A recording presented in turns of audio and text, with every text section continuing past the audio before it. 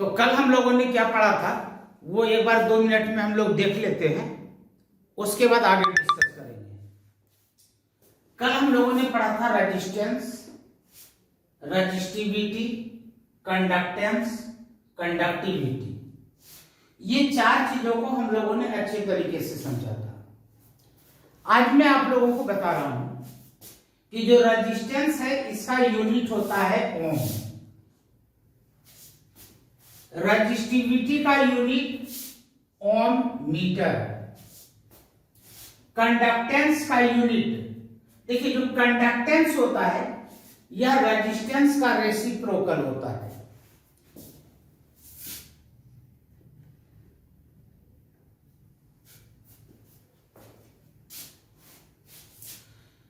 जो कंडक्टेंस होता है वो रेजिस्टेंस का रेसिप्रोकल होता है। तो अब मान लीजिए कि रेजिस्टेंस का यूनिट यदि ओम है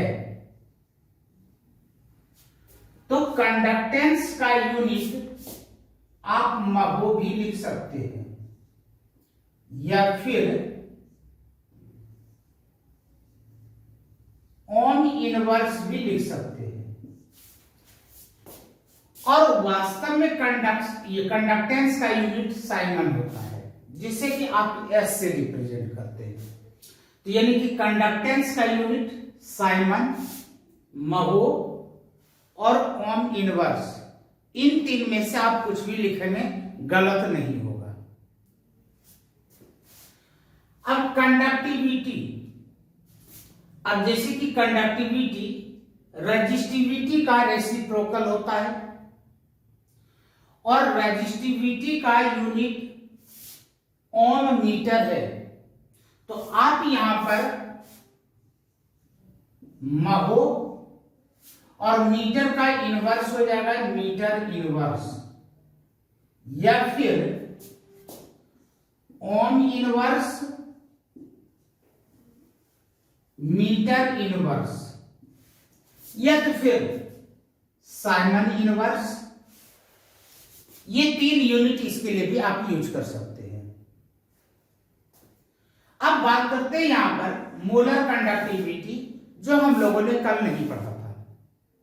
एक्चुअली मोलर कंडक्टिविटी का मीनिंग समझ लें कि आपके पास यहां पर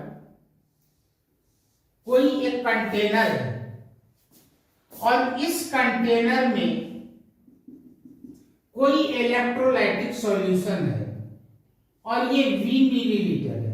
अब V मिलीलीटर का मतलब कि वॉल्यूम इसका कुछ भी हो उससे अपने को कोई मतलब नहीं।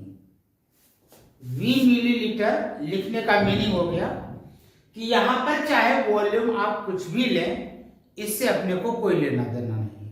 कंडीशन क्या है कि इसके अंदर 1 मोल इलेक्ट्रोलाइट प्रेजेंट होनी चाहिए। V मिलीलीटर सॉल्यूशन में यदि 1 मोल इलेक्ट्रोलाइट प्रेजेंट है, डिजॉल्व है, और इस समय इसका जो भी कंडक्टिविटी होगा, इस समय इसका जो भी कंडक्टिविटी होगा वह मोलर कंडक्टिविटी कहलाएगा। कंडीशन यही है कि यहां पर 1 मोल सॉल्यूट प्रेजेंट होने चाहिए V मिलीलीटर सॉल्यूशन के अंदर। यदि इसी जगह पर मैं आगे की बात कर लेता हूं, इक्विवेलेंट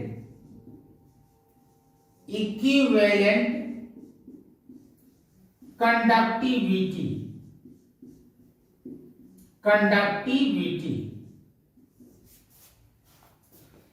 तो अब जहां पर आपने 1 मोल लिया था, यहां पर आपको सॉल्यूट लेना पड़ेगा 1 gram equivalent weight.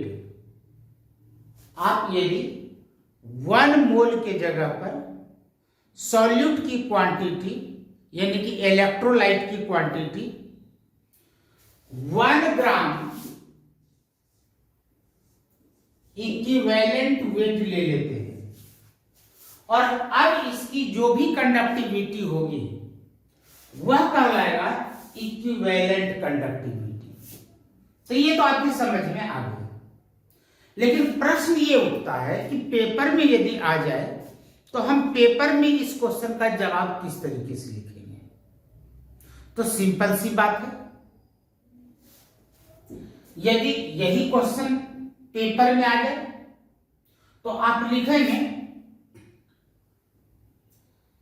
The conductance of those solution, the conductance of those solution in which 1 mole electrolyte present in V milliliter solution, its conductivity is known as molar conductivity।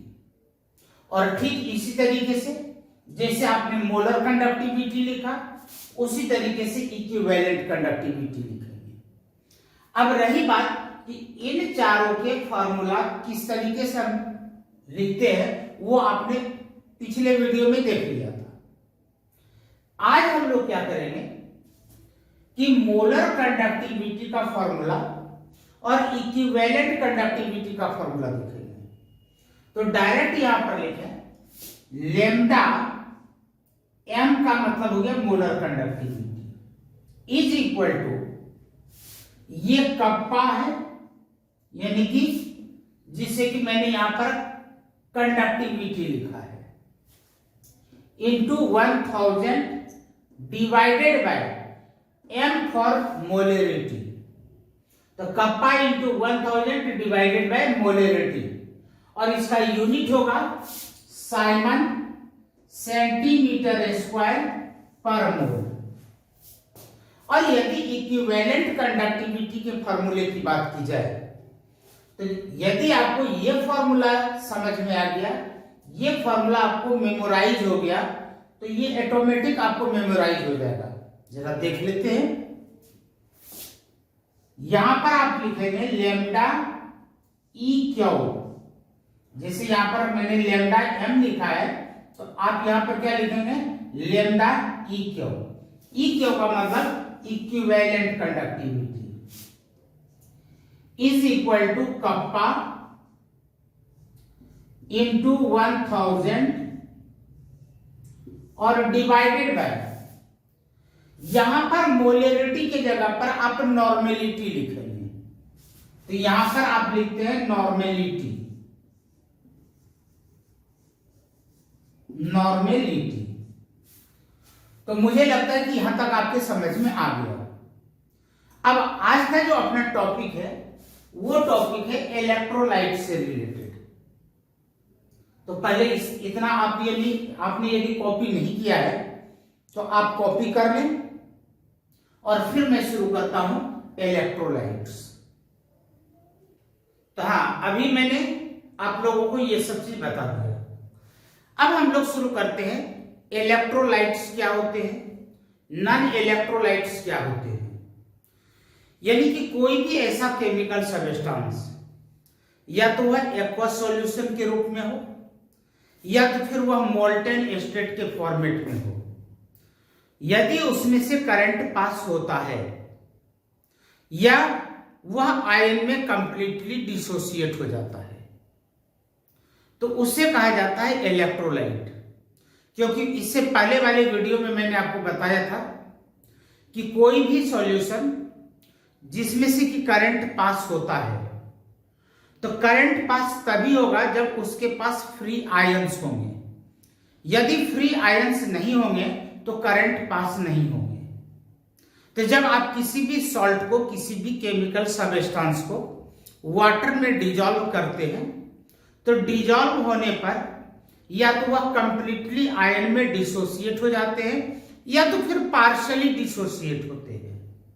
चाहे वो पार्शियली डिसोसिएट हो या completely dissociate हो, उसमें से current pass होंगे तो उसे कहा जाता है इलेक्ट्रोलाइट। लेकिन यदि कोई केमिकल सब्सटेंस आयन में डिसोसिएट होता ही नहीं है तो इट मीन्स कि उसमें से करंट पास नहीं होंगे क्योंकि उसके पास आयन्स ही नहीं है। तो ऐसे केमिकल सब्सटेंस को कहा जाएगा नॉन इलेक्ट्रोलाइट। तो ये आपके समझ में आ गया कि इलेक्ट्रोलाइट क्या है और नॉन इलेक्ट्रोलाइट क्या है। हम लोग आज केवल इलेक्ट्रोलाइट्स के बारे में ही पढ़ेंगे। नॉन इलेक्ट्रोलाइट से अपने को कोई मतलब नहीं, क्योंकि हमारा जो टॉपिक है, हमारा जो ये चैप्टर है, इलेक्ट्रोकेमिस्ट्री है। अब जो इलेक्ट्रोलाइट्स होते हैं वो दो तरह के होते हैं। It means we can say all electrolytes are mainly divided into two categories on the basis of their extent of the degree of ionization। यानी कि कोई भी इलेक्ट्रोलाइट्स कितने अमाउंट में, कितना परसेंट वह अपने आयन को डिसोसिएट करता है। अब मान लीजिए कि मैंने यहां पर ले लिया KCl और KCl के आपने 10 मोल्स लिए। मान लीजिए कि आपने यहां पर 10 मोल्स ले लिए। अब जब इसे आपने वाटर में डिजोल्व किया, आपने यहां पर इसे वाटर में डिजोल्व किया, तो यह K पॉजिटिव एक्वस बनाएगा और Cl माइनस एक्वस बनाएगा। लेकिन जब तक आपने इसे वाटर में डिजोल्व नहीं किया है, तब तक इसकी क्वांटिटी क्या होगी, 0 होगी। लेकिन जब आपने इसे वाटर में डिजोल्व कर दिया और आपने 10 मोल्स लिए थे और ये पूरा का पूरा 10 मोल्स आयन में डिसोसिएट हो जाते हैं, तो इट मींस कि अब आपके पास कितने मोल्स रह जाएंगे, 0 मोल्स रहेंगे। किसके, पोटासियम क्लोराइड के। लेकिन इधर आपको 10 मोल्स पोटासियम आयन के मिलेंगे और 10 मोल्स आपको क्लोराइड आयन के मिलेंगे। तो टोटल यहां पर आपको मिल गए 20 moles. It means we can say potassium chloride is completely dissociate into ions. Therefore potassium chloride is a strong electrolyte. इसका मतलब कि यहां पर पोटासियम क्लोराइड क्या हो गया, स्ट्रॉन्ग इलेक्ट्रोलाइट हो गया। लेकिन यदि हम कोई दूसरा एग्जांपल ले लें, चलिए दूसरा एग्जांपल भी ले लेते हैं। दूसरा एग्जांपल है CH3COOH और इसे भी आपने वाटर में डिजोल्व किया। ये भी मैंने यहां पर 10 मोल्स लिए। जब इसे आप वाटर में डिजोल्व करेंगे तो after dissociation it gives acetate ion and H positive ion. तो यहां पर CH3 COO माइनस एक्वस और यहां पर आपको मिलेंगे H पॉजिटिव एक्वस। यदि मान लीजिए अभी यह डिसोसिएट शुरू नहीं किया है, डिसोसिएशन इसका शुरू नहीं हुआ है, आपने इसे वाटर में डिजोल्व नहीं किया है, तो इसकी क्वांटिटी अभी 0 होगी। लेकिन यदि आपने इसे वाटर में डिजोल्व कर दिए, तो यदि आपने इसे वाटर में डिजोल्व कर दिए और इस बार 10 मोल में से सिर्फ 2 मोल्स, 3 मोल्स, 5 मोल्स, यानी कि इट मींस लेस देन 10, जितने आपने मोल्स लिए थे उससे कम अमाउंट में ही डिसोसिएट हो रहे हैं। 100% यहां पर डिसोसिएट नहीं हो पा रहे हैं। तो मैं मान लेता हूं कि 10 मोल में से 3 मोल्स डिसोसिएट हो गए, तो यहां पर आपके पास बचा 7 मोल और इधर मिलेंगे 3 मोल एसीटेट आयन और 3 मोल H पॉजिटिव आयन। तो ये आपके पास यहां पर क्या हो गया, 6 मोल। टोटल 6 मोल आयंस हुए। तो इसका मतलब कि यहां पर इसका पार्शियल डिसोसिएशन हुआ है। तो यहां पर एसीटेट आयन क्या हो गया, वीक इलेक्ट्रोलाइट हो गया। अब प्रॉब्लम क्या है कि जो मेरे पास स्टूडेंट्स क्वेश्चन पूछते हैं कि जी ये तो मेरे समझ में आ गया, लेकिन यदि हमारे पास CH3COOH है, बहुत अच्छी बात है।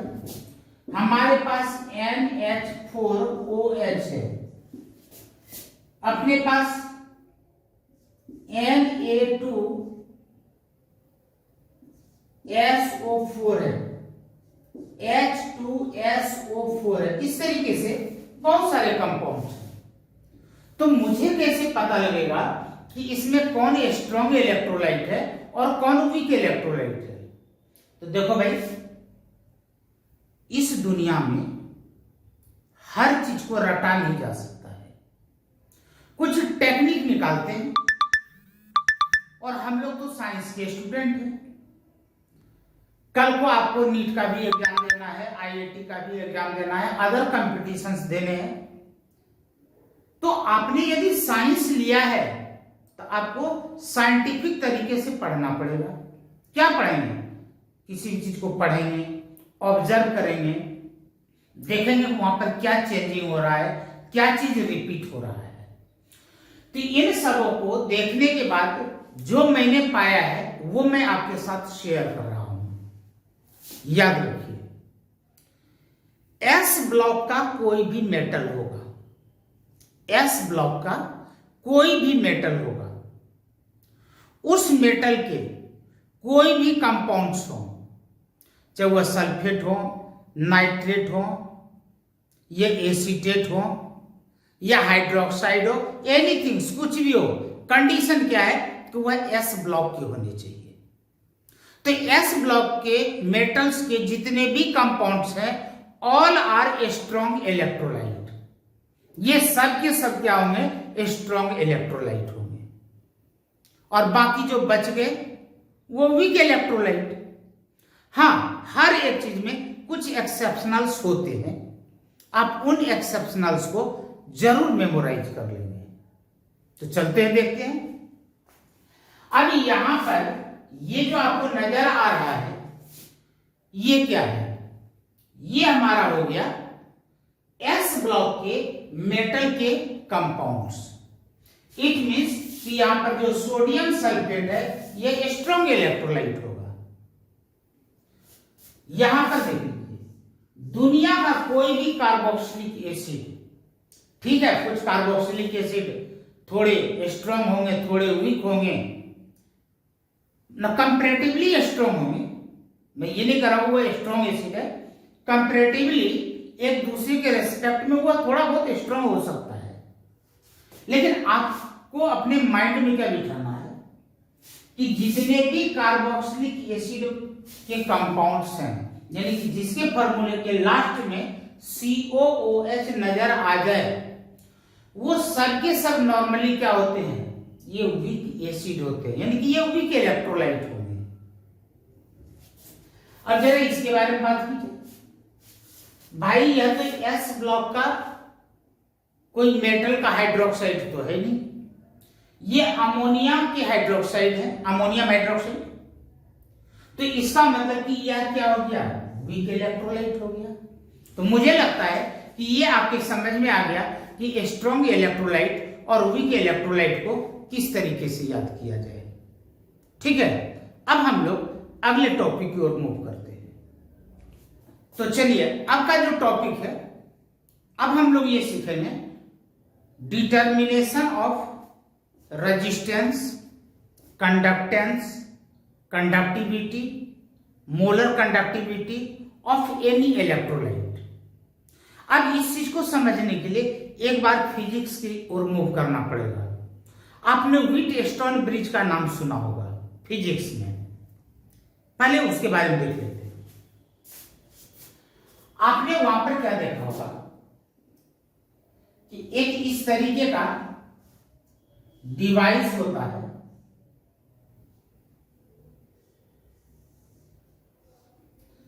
यहां पर दो पॉइंट होते हैं और ये दोनों पॉइंट 100 सेंटीमीटर लंबी वायर से कनेक्टेड होते हैं। यहां पर बैटरी एलिमिनेटर से इसको कनेक्ट करते हैं, जो कि डीसी सप्लाई देता है। ये मैं बात कर रहा हूं फिजिक्स का। अब यहां पर कुछ इस तरीके का स्टील का बना हुआ होता है, ये कुछ इस तरीके का है। आप अपने बुक में एक बार पिक्चर जरूर देख लेंगे। यहां पर आप रेजिस्टेंस बॉक्स रखते हैं और इसका कनेक्शन इधर करते हैं। यहां पर आप अननोन रेजिस्टेंस लेते हैं जिसका आपको रेजिस्टेंस पता करना है। इसे आपने यहां पर इस तरीके से कनेक्ट किया। यहां पर आपने गैल्वेनोमीटर ले लिया, ये गैल्वेनोमीटर है, इसके ऊपर कुछ रीडिंग्स लिखे हुए होते हैं। इसमें एक नीडल होता है, इसका एक सिरा तो आप इससे जोड़ लिया और दूसरा सिरा आपने जॉकी की से जोड़ लिया। कुछ इस तरीके का स्ट्रक्चर होता है। और वहां पर क्या करते हैं कि इस जॉकी की को इसके ऊपर मूव कराते हैं। ये निडल जब यहां पर आ जाता है यानी कि 0 के पास, तो मान लीजिए आप इसको मूव करा करके यहां पर ले आए, तो ये पॉइंट हमारा कहलाता है नल पॉइंट। मान लीजिए इसका नाम हमने ए दे दिया, इस पॉइंट का नाम बी दिया, तो इस पॉइंट का नाम हमने सी दे दिया। अब ये जो रेजिस्टेंस है इसका मैंने नाम रखा R1, इसका नाम हमने रखा R2। अब ए से सी का जो डिस्टेंस है, ये जो वायर है, इसका भी कुछ रेजिस्टेंस होगा। इसका जो रेजिस्टेंस होगा इसका नाम हमने दिया R3। और सी से बी का जो लेंथ है वायर का, इसका जो रेजिस्टेंस होगा इसका नाम हो गया R3। इसका नाम हो गया यहां पर R3। तो फॉर्मूला लगाते हैं R1 upon R2 is equal to R3 upon R4। Actually ये हमारा अननोन है, फाइंड तो अपने को R2 ही करना है। जब अपने को R2 फाइंड करना है तो आप क्या करते हैं, यहां पर R2 इक्वल टू लिखते हैं R1 into R4 divided by R3। अब देख लीजिए रेजिस्टेंस बॉक्स से आपको R1 का वैल्यू पता लग गया। R3 और R4 इस नल पॉइंट की हेल्प से आपने कैलकुलेट कर लिया और इन सबों की वैल्यू को आपने यहां पर पुट किया और आपको यहां पर अननोन रेजिस्टेंस का वैल्यू मिल जाता है। लेकिन यहां पर प्रॉब्लम क्या है कि यदि मैं यही एक्सपेरिमेंट केमिस्ट्री में लेकर के करता हूं तो यहां पर दो प्रॉब्लम क्रिएट होते हैं। पहला प्रॉब्लम कि यहां पर डीसी करंट यूज किया गया है और आपने यदि यहां पर अननोन के जगह पर, क्योंकि केमिस्ट्री में तो किसी इलेक्ट्रोलाइट का ही रेजिस्टेंस हमें कैलकुलेट करना पड़ेगा, और जो इलेक्ट्रोलाइट हम लेंगे उसे क्या करते हैं, एक मान लीजिए आपने बीकर लिया और इसके अंदर आपने कोई इलेक्ट्रोलाइट लिया जिसका मोलरिटी 0.01 m समथिंग कुछ भी आपके पास है। यहां पर आपने प्लेटिनम के दो वायर लिए जो कि ग्लास से प्लेटेड है और इसके निचले हिस्से में प्लेटिनम फॉइल लगा हुआ है, यानी कि यूं कह दीजिए कि अब प्लेटिनम के दो इलेक्ट्रोड्स हो गए। अब एक को आपने इससे कनेक्ट कर दिया और दूसरे को आपने इससे कनेक्ट कर दिया। अब यदि आप यहां पर डीसी सप्लाई देते हैं तो यहां पर क्या होगा, यहां पर इलेक्ट्रोलाइसिस होना शुरू हो जाएगा, तो इसका कंसंट्रेशन डिस्टर्ब हो जाएगा, कैलकुलेशन सही नहीं आएगा।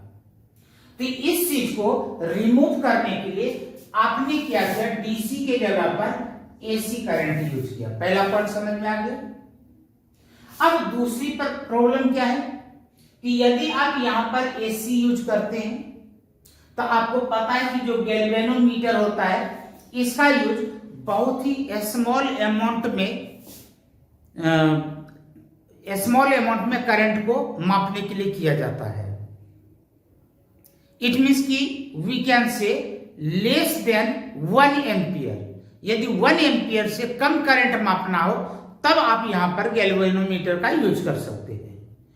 लेकिन यदि 1 एम्पियर से आपको ज्यादा मापना है तब तो आपको भाई वहां पर क्या यूज करना पड़ेगा, एमीटर यूज करना पड़ेगा। तो यहां पर आपको गैल्वेनोमीटर हटाना पड़ता है, तो आपने यहां से गैल्वेनोमीटर हटा दिया।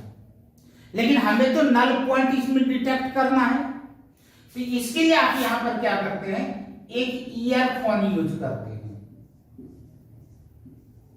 यानी कि गैल्वेनोमीटर को हटा करके आपने ईयरफोन यूज किया। अब क्या होता है कि अब आप अपने जॉकी की को यहां से लेकर के धीरे धीरे आगे मूव कराते हैं, और हेडफोन या ईयरफोन जो कुछ भी है आपने यहां पर लगा रखे हैं। जब आप यहां पर अपने इस जॉकी की को रखेंगे तो आपके कान में खरखर की आवाज सुनाई पड़ेगा, यानी कि कुछ साउंड सा सुनाई पड़ेगा। जैसे जैसे आप लेफ्ट से राइट की ओर या राइट से लेफ्ट की ओर जिधर भी मूव करेंगे, ये साउंड धीरे धीरे कम होता चला जाएगा। एक ऐसा पॉइंट आपको मिलेगा जहां पर कि साउंड का सुनना बिल्कुल बंद हो जाता है, और उस पॉइंट को कहा जाता है नल पॉइंट।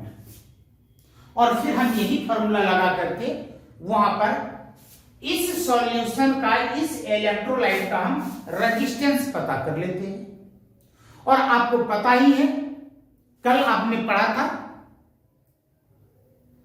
कि यदि आपको रेजिस्टेंस पता लग गया तो उस रेजिस्टेंस से रेजिस्टिविटी निकल जाएंगे, कंडक्टिविटी निकल जाएंगे, कंडक्टेंस निकल जाएंगे, मोलर कंडक्टिविटी निकलेंगे, इक्विवेलेंट कंडक्टिविटी निकलेंगे। ये सब कुछ पॉसिबल है, लेकिन एक प्रॉब्लम है। अब वो प्रॉब्लम क्या आ गई भाई, this method is only for strong electrolyte. ये मेथड केवल स्ट्रॉन्ग इलेक्ट्रोलाइट्स के लिए ही एप्लीकेबल है, वीक इलेक्ट्रोलाइट के लिए एप्लीकेबल नहीं है। अब वीक इलेक्ट्रोलाइट के लिए क्या एप्लीकेबल है ये जानना है, तो फिर मिलते हैं ब्रेक के बाद। Thank you.